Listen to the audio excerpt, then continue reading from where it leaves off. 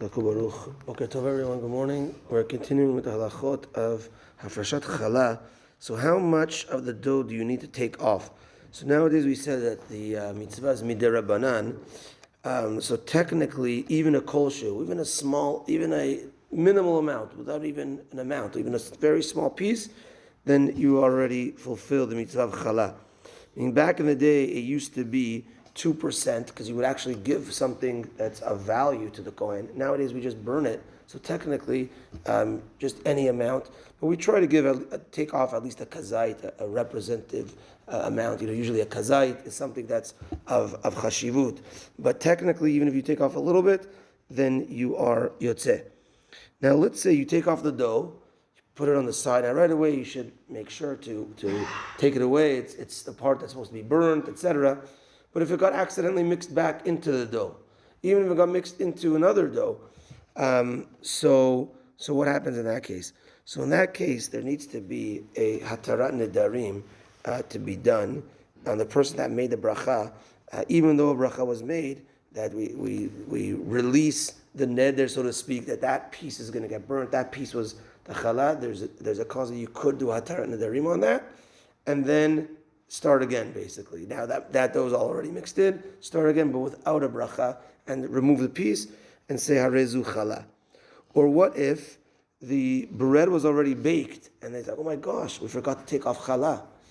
So in that case, you cut a slice of the bread and you say without a bracha as well, harezu challah, and that would make, and then burn that, and that would make the rest of the challah okay.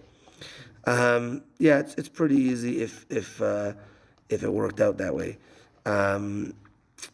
Last point is an interesting point that challah is only if you are making human consumption food. But let's say you're making dog food with this bread or other for animals or whatever it is, then there's no challah required. And even if you're making a lot at a time, you don't have to take off mafresh challah, etc. What? So that's another thing. Does the dog have to eat kosher? So the dog does not have to eat kosher, but exactly. You can't mix milk and meat or other things that you're not allowed to have benefit from. So milk and meat, chametz on Pesach, or non-kosher wine that you can't benefit from, then the owner's benefiting because now his animal's eating it. But not kosher, he could eat. No, he doesn't have this exactly. Good question. Good question.